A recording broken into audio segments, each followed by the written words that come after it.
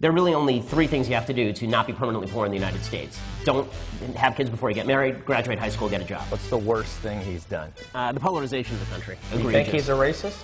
I don't know that he is a racist on a personal level because I'm always hesitant. It's the worst thing you can call someone in American life, so I'm always hesitant to throw around that label. Is it great for the country to have 10 million people with fifth grade educations coming in, or is it better for the country to have 10 million people with college educations coming in? I always think of what Albert Einstein said. The thing about smart people is they seem crazy to stupid people.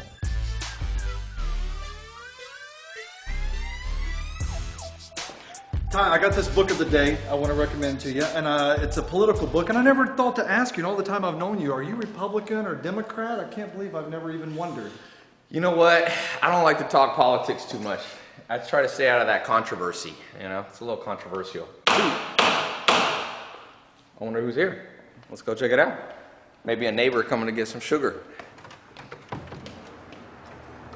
Oh! Hey, how are you? Speaking of controversy, Ben Shapiro from the Ben Shapiro Show. One of the most listened to political commentators, editor-in-chief of the Daily Wire, and we're talking about what's wrong with America, and hopefully we'll find some things that are right. There's a lot right in America. I don't know what you can talk about that's wrong with America when you're sitting in this house, man. When you're sitting in this house, okay. One of the most controversial people in history, without a doubt, is Donald Trump. We'll get into, you've told me things you like about Donald Trump and you don't, but let's start out. What's wrong with the current presidency? Well, I mean, first of all, there's the institution of the presidency. The president should not have as much power. This is true under W, this is true under Obama, it's true under Trump. What I would love is a situation where we wouldn't actually care who's the president all that much. I always say this to people who I know who voted for Hillary and they're just really upset that Trump is president. And I say, well, now you know how I felt when Obama was president and I hated that. You know, it'd be awesome is if we didn't care who was the president because the president didn't control our lives, didn't have anything to do with us. Basically, the president sat there and made sure we weren't attacked, and that was most of his job. Yeah. So I think that the first thing. Made sure we weren't attacked. So he was like the defensive commander-in-chief. Exactly. Yeah. I mean, that's really, I think, the main function of the federal government. I think most of what the federal government does, other than that, ought to be devolved down to the state or local level. I think that the president says a lot of things that he ought not say. I think that the president. What's the most egregious thing you've seen him say or tweet? Well, I mean, let's see. There's during the campaign or as president. In the last 3 years. So during the campaign, what made me, I didn't vote for Trump or Hillary Clinton. What got me off the Trump train, so to speak, was when he was in that interview with Jake Tapper, and Tapper asked him to denounce the KKK, and he pretended he didn't know what the KKK was. That one to me was that one to me was really egregious. Do you think he's a racist? I don't know that he is a racist on a personal level because I'm always hesitant. It's the worst thing you can call someone in American life, so I'm always hesitant to throw around that label. I will say that he has said things that I think are racist in the past, but I think that what the media have then done is they say he's a racist, that they can take a bunch of stuff he says that may not be racist, and then claim that that stuff is also racist. So, for example, they'll say, you know, he said something terrible about Charlottesville, which is true, right? When he said that there were good people marching with the white supremacists in Charlottesville, I mean, that's bad stuff. But when he says, for example, that he wants to restrict immigration, well, that may not be racist. That may just be his immigration policy. And I think what the media do is they say he's racist, therefore everything that he says must be racist. And I think that that's an exaggeration and unproductive, not useful. So now that Trump is in office, has been in office, is it worse or better than you expected? So in some ways I think it's worse, in some ways I think it's better. So in terms of being conservative, he's better in terms of policy than I would have thought. So I thought that he campaigned on an almost apolitical basis. He was all over the place on policy. He didn't know where he was. He's governed very conservative. He's governed a lot like a typical Republican, which is fine with me. But in some ways, you know, all of the doubts that I had about his character, his divisiveness, those have been justified, I think.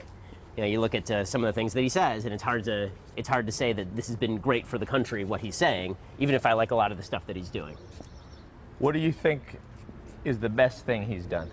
Well, I mean, from a conservative perspective, appointing Justice Gorsuch, I think, was really good. The tax cuts, I think, are really good. I think that cutting regulations is really good.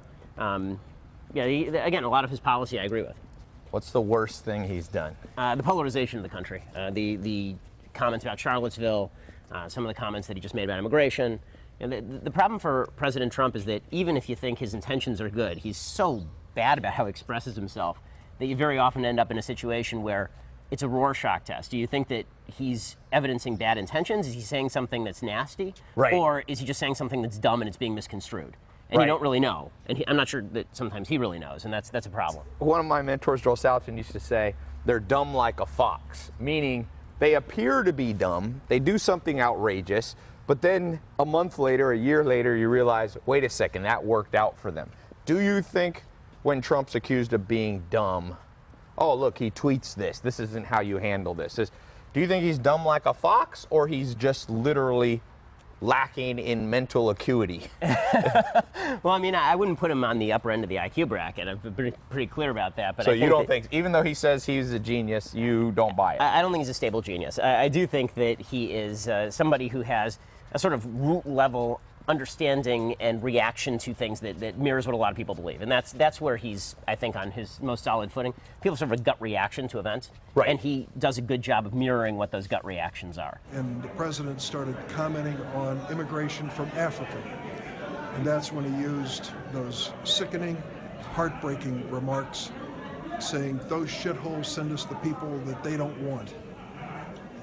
He repeated that. He didn't just say it one time. Now, if Donald Trump, we don't know what he said, but if he said these are shithole countries, whether, I think I read an article that it was Haiti or somewhere else, do you see any truth to that? There are countries that are shitholes. I mean, I'm not going to pretend that Afghanistan is like a great place to live. Yeah. But that's, I mean, that's just silly. Like, I think we should all be able to agree on two things. One, certain countries are shitholes. Two, it is bigoted to suggest that people from those countries cannot become good American citizens. Right. Those are two separate questions. In fact, the vast majority of American citizens, at one point or another, have come from shitholes.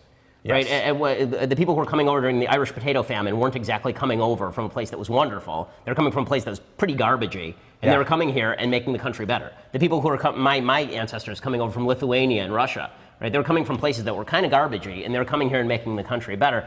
That's the problem that I have. When people go crazy over, he said, shithole countries, it's like, okay, come on. Like, you call your friend's apartment a shithole. Like, that's not really the problem here. The problem is that you're saying, or seem to be saying, that maybe if you're coming from Haiti, that you're incapable of becoming a good American citizen, which is absurd. Of course, that's crazy and stupid.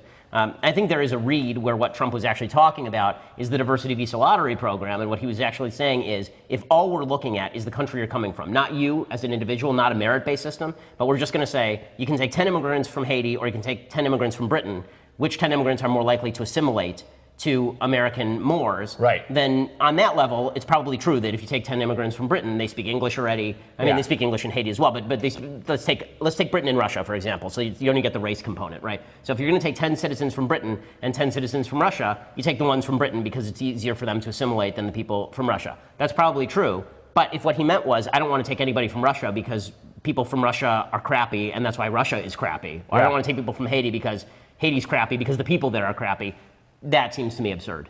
Yeah. So, okay, let's take this a little step further. The wall. You got this half of America is like, yeah, I think we should have a wall, and Mexicans and other people shouldn't be able to get in very easily. Let's pretend the wall worked. Let's not argue the merits of whether a wall actually. I have a wall actually around my house. And it works sometimes, although a couple weeks ago, a guy jumped over the wall and broke into my house, and he went to jail for grand theft auto for trying to break. He got in my kitchen. I was out of town, and he packed himself a sandwich and nuts. He got and water bottles and coconut water, and he packed it in the Maserati. And he opened the garage and he backed out, and he couldn't figure out how to open the gate. And 8 policemen came and with guns. So, walls don't always work, but they work sometimes because I close the wall and people don't come in. So if the wall worked perfectly, is there anything wrong, in your opinion, with a wall between Mexico and the United States? No. I mean, I think that a country has to decide who its citizens are going to be and people who don't get to come in. Now, on immigration, I'm actually libertarian, meaning if there were no welfare system, if there weren't a question of who were voting, if it were just a question of people coming here to work, I don't care.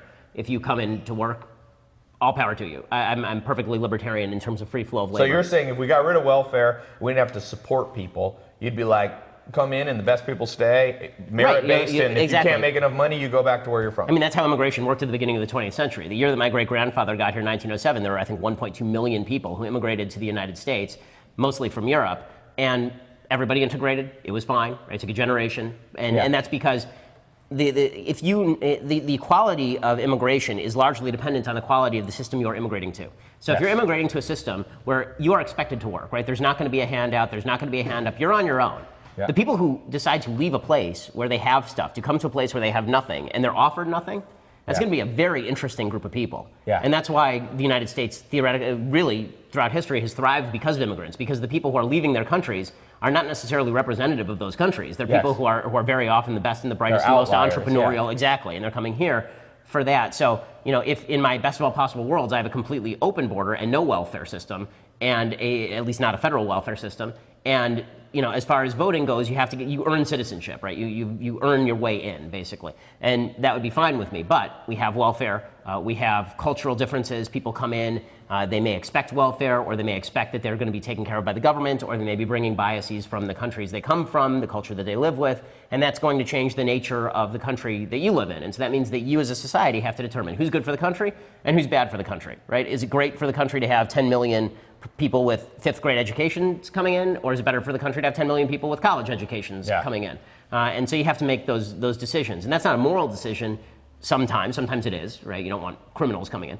But a lot of the time that's an economic decision, right? These people who are going to take out of the system or people who are going to contribute to the system. Yeah, it seems, so much as I just go through life, my advice to myself at 19 would be like, most things are common sense. It's like, do you want to have Pablo Escobar's coming into the United States? Well, we tried this. Fidel Castro let a whole bunch of people out of Cuba in the 1980s out of prison, and Miami's crime rate went through the roof instantly. This one woman came with a machine gun and started shooting people in nightclub lines. You ever seen that? She shot a whole bunch of...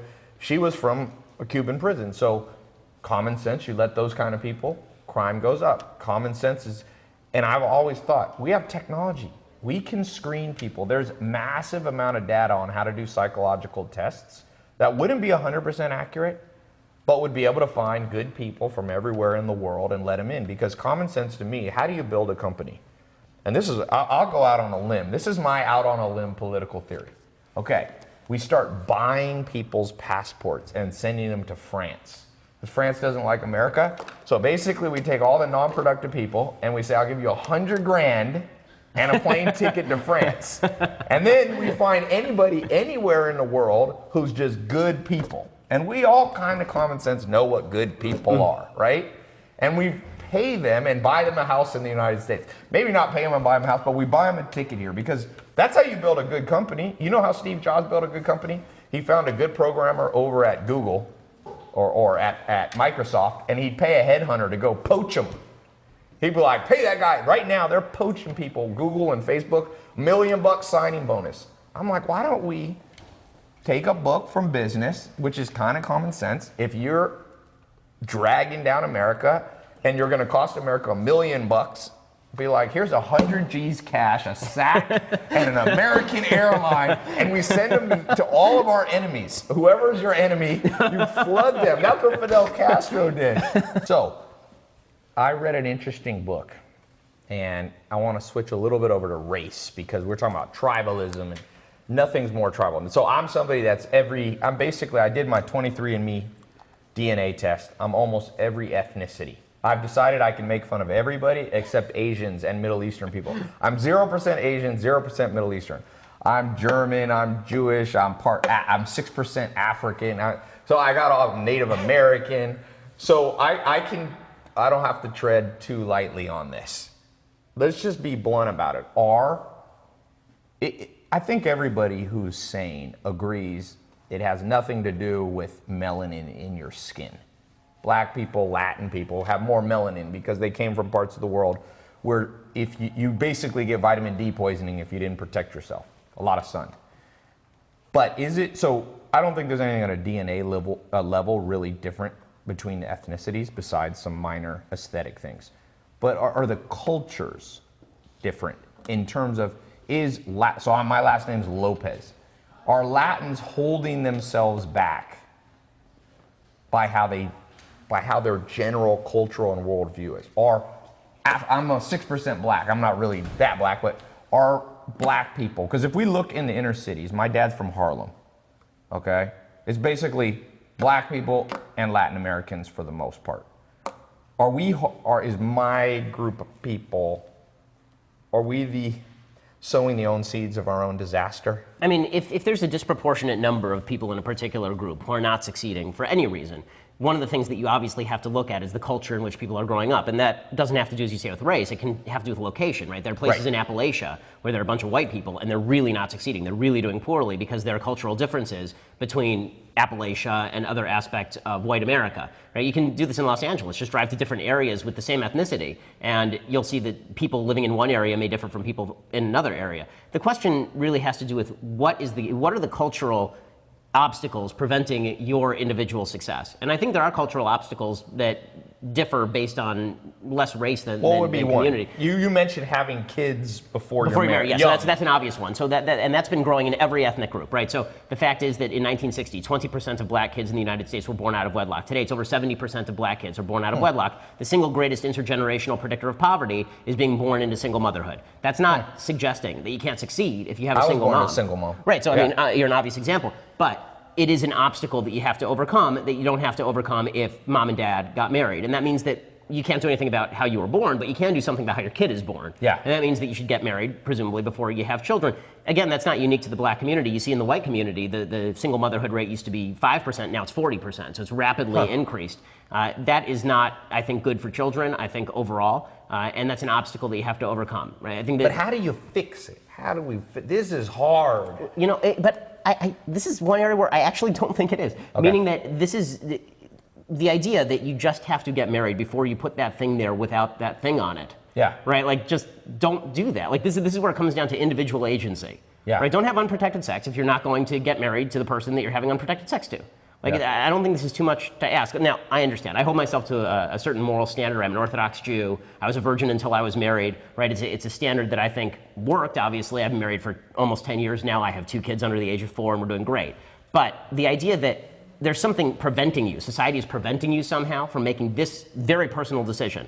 Unless you were raped and had a kid, right, which is a horrific situation, obviously, but if you were just having consensual sex with someone, got pregnant and had a baby, then I'm not sure how that's anybody else's fault except for the 2 people who are involved with that situation. And the only way to solve that is to have people make more responsible decisions. I mean, just as, whose fault is it if you don't save for your retirement? I mean, it's your fault if you don't save for your retirement, right? It's your money. What did you do with the money, right? So I think that the more we devolve agency to the individual, the more we say, listen, make good choices, you personally, right? Forget about culture, forget about what society says for you. Make decisions that are going to make your life better.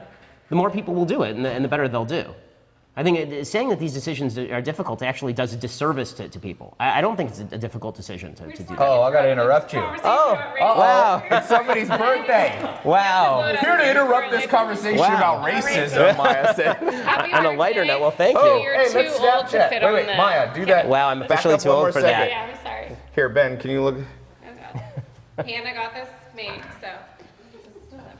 Oops. It's going to burn down. Oh, yeah, no worries. Look this way. Ben Shapiro here on the show, and look, we're talking about politics and racism, and Maya is breaking it up with, it's your birthday. Wow. Oh, Okay. wow, Sam, before it's on fire. Woo. Happy 21st birthday. Wow. There you go.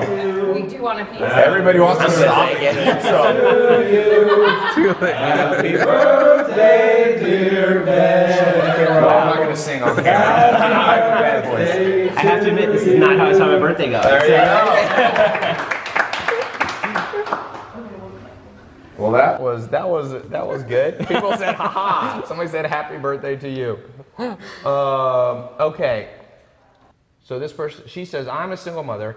I don't think one could choose it even if one gets married. The divorce rate is as high." So what she's saying, Candace Hoskins is saying, you're right. You should be married, but half the people get married end up divorced or more. So you're back to being a single. My mom was a single mom, but she was married when I was born, and then they were divorced. So I ended up a single. Do you think divorce is just as big a problem as kids out of wedlock? Well, I mean, statistically speaking, it is not. But I think that we have also changed our definition of what marriage is for, and I think that this has a serious ramification for the society. I think that when you get married, and I'll put it in sort of my traditional religious context. When you get married in a traditionally religious circle, the whole point of getting married is the production and rearing of children. which is why arranged marriages are still a big thing in many parts of the world, which is not a good thing, but it is a thing. And I think the reason for that is because the focus of marriage was having kids and raising the kids. And now the focus of marriage has basically been the same as the focus of living together. Are you in love with the person? Do you love the person? Do you find companionship with the person? And you can do all those things without getting married, right? The whole point of getting married, the reason society has an interest in marriage at all, is to make sure that there's a mom and a dad in the home. And this is particularly true for teenage boys, right? Teenage boys without a dad who's present all the time. I mean, I was a teenage boy. Boys tend to, you know, they tend to either create or destroy. And without some sort of militating influence against what I think the left would call toxic masculinity, right? Men tend to lose their boundaries. So, yeah, divorce is a major problem. I think it's a separate problem from single motherhood, but I think that has to do with how we perceive marriage. If you think of marriage, this is now dating advice, but I think that my dating advice to everybody is find out the value. If you're dating for marriage, find out the values of the person that you are dating more than common interests. Whether you like the same movies matters almost not at all. But what does matter is, do you have the same aspirations for your kids? Do you want to bring your kids up in the same way? What kind of community do you want to live in? How do you want your life together to be? And people don't even talk about these things. They just sort of fall into a relationship, live with someone for 2 years, and then after 2 years, I guess we probably have to get married now. And then they get married, and then it falls apart. Yeah. Literally on my first date with my wife, this is not typical, but on my first date with my wife, we talked about free will and determinism.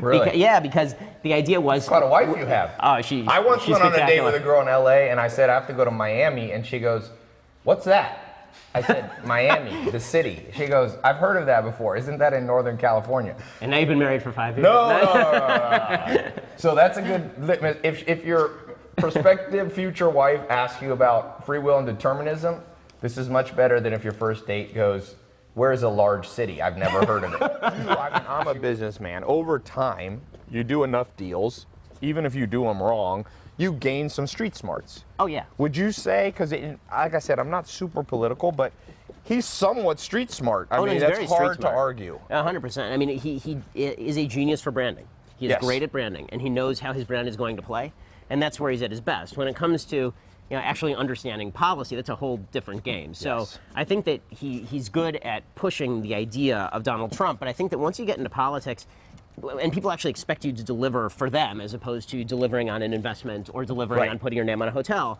then people are more deeply invested on an emotional level with what you do. And I think that that's something he still hasn't conquered. Yeah. It's funny. It's almost like, and I notice, so I want to throw out a controversial thought I have. It's not super controversial, but so I live with the Amish. I've done many experiments in life. So I lived with the Amish for 2.5 years when I was in my early 20s. Why? I never became Amish. I just wanted to see what the world was like 100 years ago, and they're still living. They have intact families, zero divorce, basically zero crime. They're happy people. And one of the things they do in their church, they're basically believe like Christians, They have, you can't aspire to be the preacher or the minister. So the way they do it is basically they draw lots. They draw straws. And so a person who could be the most humble, introverted person can become almost the leader of the community. Do you think there's maybe an inherently flawed, the methodology that we use to select presidents and senators, doesn't it draw a certain sort of narcissism, a certain Machiavellianism, a certain hunger for power that basically half the time, like you, when I look who's running, I'm like, are these the two best choices in 330 million person country? Do you think there is a problem in how we select? Should there be a different selection? I know this is going deeper. What do you think? I mean, I'm not sure that there's a way to necessarily avoid ambition unless you're going to do something like the system you're talking about, where you almost randomly select your leadership. But I think that if we're going to be in a representative system, a system where we actually vote for people, the most ambitious people are going to be the ones who run. And the Founding Fathers were pretty clear about this. When you read the Federalist Papers, they were very open about the idea that ambition was going to be there. This is why they suggested checks and balances in a small government and ambition counteracting ambition. I think one of the big problems now is that the government has become so big and so unwieldy, and the executive branch particularly has so much power that we almost have an elected king who comes along every 4 years, sets regulatory policy, and nobody cares what Congress is doing. Like, when's the last time there was a headline about Congress? It's all about what Trump is doing or what Obama was doing before that or what W was doing before that. And so we tend to think of who do we want to be king? And if we want somebody to be king, very often it's going to be a celebrity. It's somebody whose name you already know. Yeah. I mean, the fact is that George W. Bush was already a well-known name by the time that he ran in 2000. Barack Obama had already become well-known after the 2004 convention. Obviously, Trump was incredibly well-known by the time that he ran. Ronald Reagan. Hillary, it's been a very long time, actually, since we've had a president elected who was essentially a nobody until they sort of rose on the public scene. Do you think that's because of the rise of just mass media? It's just, psychologists call this the availability bias. You're more likely to choose something that you've seen a lot. Yep. So maybe it's a new problem. The Founding Fathers didn't necessarily have to deal with that, although I was reading a book about 1840s when you had, America was in the Mexican-American War, and it was war heroes then. Exactly. They were kind of the celebrities of the day. Yep. Do you think it would be better if we had war heroes? I don't know. I mean, it depends on versus who the war Apprentice hero or something like that. Well, I mean, hopefully the reason there was so many war heroes is because we were in a lot of wars. So right. I mean, but I think that the level of celebrity, you're right, was really connected to your performance in a war. And you're right, from basically from after Martin Van Buren all the way to Lincoln, you get a bunch of generals, and then after the Civil War, you also get a bunch of people who served in the military. Ulysses S. Grant, for example. Yeah. So yeah, celebrity's always been connected with it. The question is, when did it start to matter? Yeah. Because it was one thing to say, okay, we're going to elect the most well-known person for president when the federal government was tiny and didn't bother you. It's another thing when it's somebody who has no experience but is a celebrity, and now they're running the most powerful government in the history of mankind that has the capacity to take all of your wealth and regulate you out of existence. Now, should we elect the most qualified person, or should we elect the celebrity? And the founders, George Washington was a celebrity in his time. The idea that celebrity was absent from politics is not true, but it didn't have as much of an impact on us because the government just wasn't big enough for it to have that much of an impact on us. So here's an interesting question. Fred says he thinks what's wrong with America, too many people with the 1950s mindset. Now, you could take that a lot of ways. I don't know Fred's background, but you could take that, talking about racism, you can take that 1950s, a little bit of a warmongering time. We're coming with Vietnam, Korea, transitioning to Vietnam. Do you think it's wise, because I feel like we look back at the past and we become sentimental and nostalgic about those were the good old days. Is there a time in history, in the U.S., 1776 to today, that those were the good old days? No. I mean, I think that if you had to choose a time to be dropped into history, there's no question you choose to be dropped right now. Right? But politically, let's say politically. Let's say you could have penicillin and you could have antibiotics. What political time do you think was the healthiest was it George Washington? Where do you think it was? I think you'd have to take it along different lines, because obviously you can't say George Washington or you're saying okay to slavery, right? And you can't say 1950s, you're saying okay to Jim Crow and women not in the workplace. So what you have to do, I think, and this is what we try to do in politics, is to try and take the best of the past and then merge it with the best of what's going on now. Yes. And so what you would say about the 1950s is, yes, the 1950s, no one wants the racism, no one wants the Jim Crow, nobody wants the sexism. But what we do want from the 1950s is the sense of national unity, the sense of national purpose, the economic growth curve, the idea that we all shared a common social fabric, or at least we should have. Right? It wasn't extended far enough. It should have been extended to minorities and women. But the idea that America had a moral goal in the world, and I think that's fallen away a little bit. I think that we've lost our purpose as a nation. And that's, I think, a dangerous thing. I think any nation that feels that it loses its purpose, you're in trouble. What was best politically? What would you take from the 17 or 1800s and apply to today? Well, small government I would take from the 17 or 1800s. I mean, when the federal government was originally launched, remember the Constitution was controversial. Right? This is why you have the Federalist Papers. The Articles of Confederacy were less controversial, and it almost created an anarchic system. I like the idea of having a federal government that does nearly nothing. I don't like the idea of people in Washington, D.C. having all this power. If I want to do something on a local level with my community, that's my job. But the idea that people 3,000 miles away who don't know anything about me, have never heard of me, don't know the names of my kids, those people are making those decisions, that I despise. I really hate that a lot.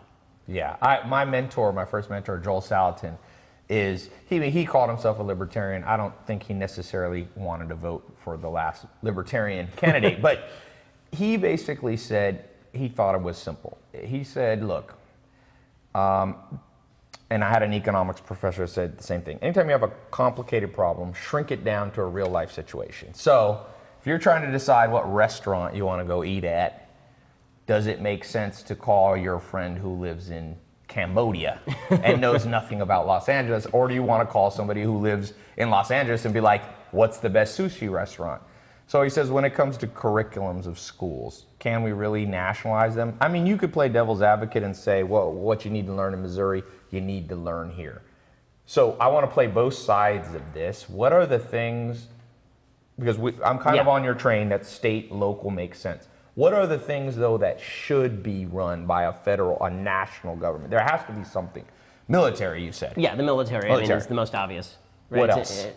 Nothing. I mean, nothing. I mean, pretty much nothing. I mean, I think that because I think that most of the problems that we're talking about are not solved by the federal government. They're solved by individuals. I mean, if you're talking about local education, for example, let's say that you have a state or a local. Oh, thank you. Let's say that you have a state or a local that is teaching stuff that you think is wrong. Mm-hmm. Well, you as a parent, it's your job then to presumably pick up your kids and move somewhere where it's better. It shouldn't be a top-down structure. It should be, I don't like it here, I'm moving. Or my friends and I are forming our own school, right? The idea is that, the real truth is that educational failures, statistically speaking, tend less to be about the educational system than they tend to be about the presence of parents in the home, how much focus the family is putting on education, which is why you see certain immigrant groups really outperforming based on how these immigrant groups treat education. So Korean populations coming to the United States spend an awful lot of time focusing on education. The Jewish population, when it first came to the United States, it's really fascinating when you look at the IQ studies. When European Jews first came to the United States, they scored significantly lower on IQ tests than the rest of the general population, and within a generation they were scoring a standard deviation higher, which shows, number one, malleability of IQ, but second of all, it's because European Jews actually cared a lot about learning and education and growth that way. The point is that the decisions that you make on a daily basis are the ones that are going to change your life, and looking to the federal government to fix your problems is not only rarely a solution, it's usually more of a problem. They're taking power from you, supposedly to help you. You're better off, in my view, keeping that power to yourself if you can get it. Localism, I think, is more of a solution than the national government stepping in. Look, there are federal rights that have to be protected. So, for example, the 14th Amendment to the Constitution suggests that due process of law and equal protection of the laws is something that has to be protected by the federal government. So if a state decides we're just not going to let black people vote, right, then the federal government has to come in and stop that, obviously, under the Constitution. But those roles are incredibly limited, and I think that the stuff the federal government does now, I mean, they're regulating how much water goes through your toilet. I mean, it's crazy. I talk a lot about what's wrong with the education system. And one of the things that I think is wrong with the education system, I'm interested in cryptocurrencies, but also the blockchain, which is really a tool to decentralize things. And Joel Salatin, my first mentor, said, we have the same education system. If you got on a time machine, went back to pre-Germany, Otto von Bismarck, late 1800s, they were teaching a system that created robots and created soldiers, and that's what they wanted, people who obeyed. Everything else has gotten better. You don't travel by steam engine anymore. You don't put leeches on your body if you're sick. We have penicillin, but we haven't, if you go in the classroom, it basically hasn't changed. And part of the problem, Joel Salatin told me, is a few bureaucrats in Washington, D.C. decide what you need to learn. Well, do we need to only learn what the hypotenuse of a triangle is in the year 2018? What about learning how to use Excel? Learning how to buy a house? What's your take on education and what's wrong in America? So I think that the biggest thing that's wrong with education, I agree, is a certain level of centralized control. I skipped a couple of grades when I was growing up because the system couldn't handle me being in a particular grade, so I had to end around the system. And it was only because I had a principal who didn't care about ending around the system I was able to do that. I was in public school when I was in third grade, and she said, you're beyond this, skip third grade. But we had to game the system basically in order to do that. I think that there's no reason why education has to be done the way that it's done. I mean, everything is so decentralized now. We should be able to personalize educational programs to nearly every kid. Now, you don't necessarily have to do it when the kid's 5. Right? When the kid's 5, you still have to learn how to read, you still have to do basic arithmetic. But by the time the kid's 11 or 12 years old, the idea that everybody has to be learning exactly the same thing is really stupid. And then the idea that everybody has to go to college, regardless of what your major is also incredibly stupid, right? Like, my wife had to go to college because she's a doctor, so she was actually studying actual things in college. I had a poli-sci major at UCLA. You're telling me I couldn't have gone straight to Harvard Law School and studied law? Like, I needed those 4 years of learning nonsense in poli-sci and just going into debt in order to do that. Like, the idea that... So, in hindsight, would you have skipped, and gone straight to law school? Yeah, I mean, frankly, I think that law school should be skipped and you should go straight to an apprenticeship. I think that actually is the way people used to get jobs. I mean, once you have a job, the way people do their jobs is they actually go in and work at a job for a year, and that's how you get good at the job. No one is qualified coming out of college for anything, right? I mean, I agree with that. You're pretty much useless coming out of college. Yes. So far, I have all the people I've hired in over 10 decade plus, never hired someone competent on day one. Exactly. Ever. Exactly. And I wasn't competent on day one. Humans learn. I just read an interesting piece of research. It says, you know, one of the problems in schools is you're primarily being taught by what they call the tutorial method, like somebody preaching at you, Matt. And they said what people learn better through is some mixture of kinesthetic learning and kind of case studies. So like bringing it, like you said, personalized down to that student's learning methodology, not just preaching at them. And the way we do it, fascinatingly enough, is only 15% of people learn the way that all school classrooms are set up right now. So we're basically doing something that we know fails for 85% of people. It's mind-blowing. I mean, I think in what you were saying originally is exactly right. If you look at how the educational system was structured, it was structured to make workers for factories. It was structured to make workers for particular businesses. And that's not what we're into anymore. I mean, since I graduated from law school, from 2007 to 2018, I've been in 6, 7 different jobs. Right, the days when you were at one job forever are just gone. Yeah. Like my grandparents working at a place for 50 years. No one's ever going to work in a place for 50 years. First of all, the company that you're at can be around for 50 years in all likelihood. Right? The turnover on the Fortune 500 is incredibly high. Yeah. So you better be constantly increasing your skill set and learning new skills. And I mean, you're great about this, but I mean, learning is a lifelong process. And if you're not deepening that, then you become useless in the marketplace pretty quickly. So let's talk about, we've talked about politics. Let's just talk about Ben Shapiro, the human. Forget Debatable, politics. but yeah. Some people debate that. What do they call you? Robot, yeah, you get a lot of that, yeah. Well, I always think of what Albert Einstein said. The thing about smart people is they seem crazy to stupid people. So you can sometimes say that. Let's take us back. So you grew up, were your parents Orthodox? So my whole family became Orthodox when I was 11. Okay. So I do remember eating at like Kentucky Fried Chicken and McDonald's. Really? Yeah. So they were Jewish, but just kind of more not secular, and then they sort of moved toward What made Orthodoxy. them change? So my parents went to a congregation down in Venice Beach. Okay. And my dad was always sort of connected to the Jewish heritage, and I think because he was connected to Jewish heritage, he became more interested in Jewish lifestyles. He was brought into the synagogue and started practicing Sabbath with my mom, and it sort of grew from there. So religious moving toward religion very often is experiential more than intellectual for people, and I think that's probably true for my parents. Yeah. So now you've grown up, went to school, did kind of the college thing. Now you're an entrepreneur.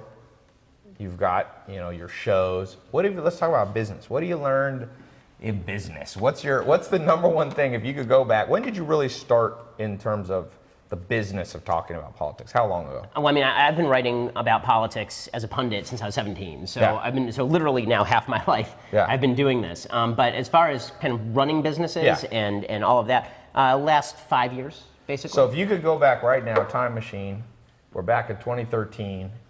What are you going to tell younger Ben about running a business profitably? What's the biggest mistakes you're like, do not do this? I think forcing it. I mean, really, I think that the business opportunities tend to present themselves, and when they do, it's a short window, so you have to jump on them. But very often, what I would do, I know from personal experience, I would have an idea, and I'd be like, you know what, this is a great idea, and I wouldn't do necessarily proper market research. I wouldn't actually, think through all of the various angles on it. I'd be like, okay, let's do it. Let's do it, because now's the time I'm going to make my money. We're going to go, and we're going to do it and force this through.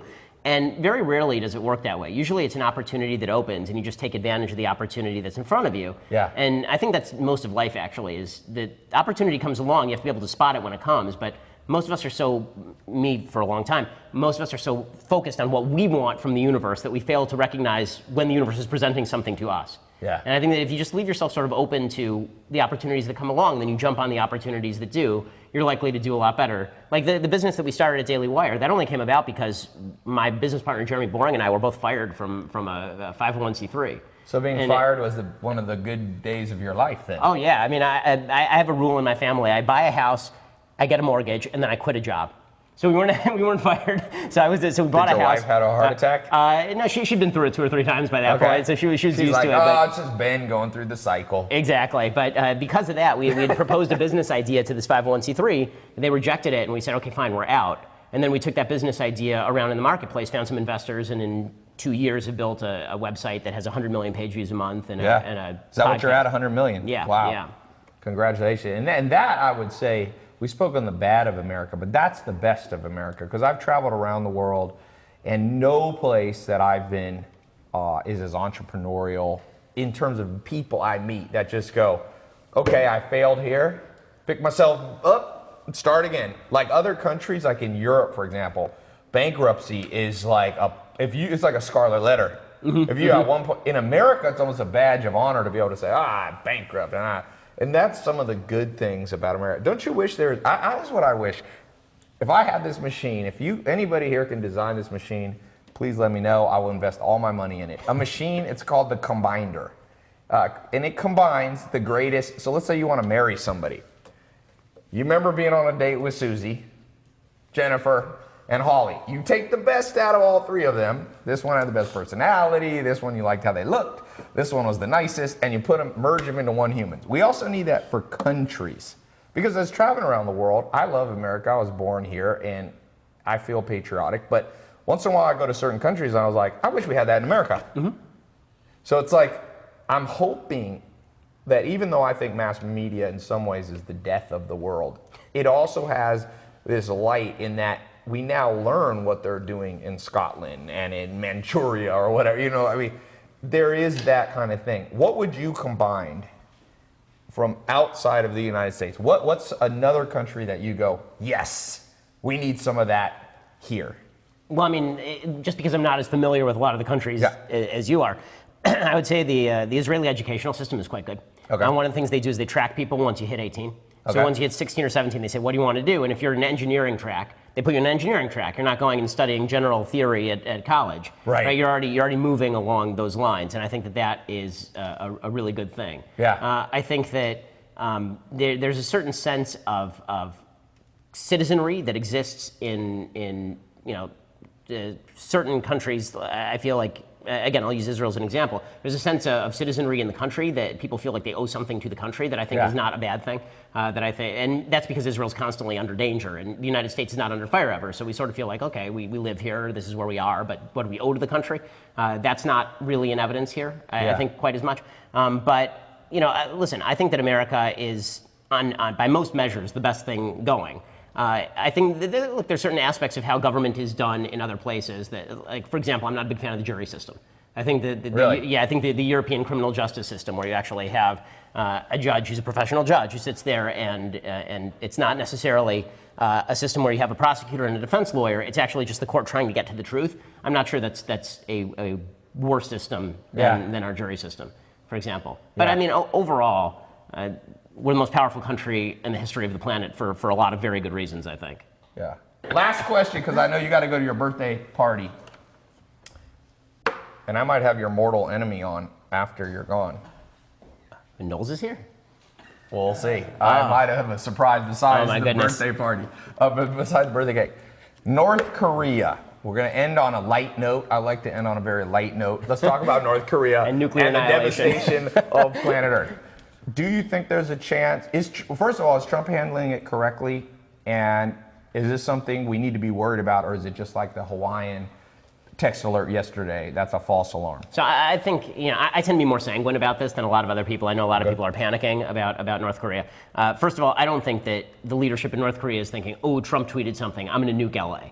If I thought that, I'd sold my house a while ago and moved in country, right? Moved into Iowa, away from the coast. But the idea that, look, the Kim family wants to maintain power. That's pretty much what they want out of life, this we know. And they also know that the minute they fire a nuke at anybody, we are going to wipe out their entire country. I mean, they will not only lose their power base, the entire country will basically be a sea of glass. It'll be over for them. So the real danger, I think, is not that. The real danger is their capacity to maintain power over the long haul and keep their gulag going.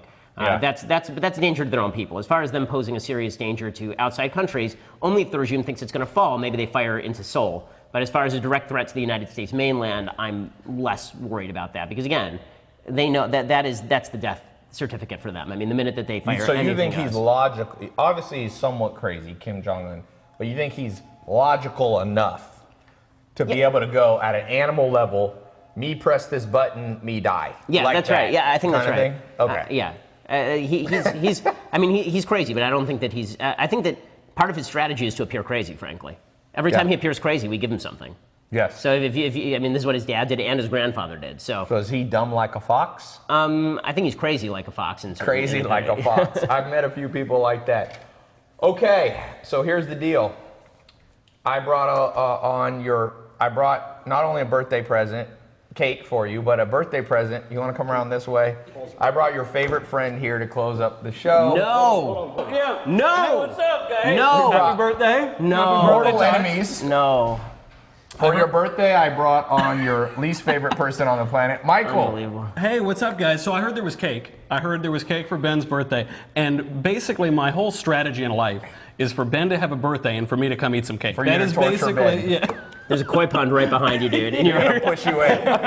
It's like a James Bond layer or something. I'm going to be eaten by koi fish. All right, we might have to separate you. Security! Security! Are they going to take him? They might have to separate you two, or people are going to end up killing my fish. Those fish have been in there for years. All right, where can people find you? This is one of your best-selling books. Yeah, it is, yeah. What's the best place for those who don't know you? So check us out over at dailywire.com, and you can buy a subscription over there. And if you want to check out the podcast, then all the usual places you get podcasts, iTunes, SoundCloud. We're also on YouTube, of course, so go over there and subscribe. Those are the best places, I would think. Also, Twitter, follow me at Ben Shapiro. I'm pretty active over there. Happy birthday, my Thank you. friend. I appreciate it. Thank you. We're going to cut the show. Lots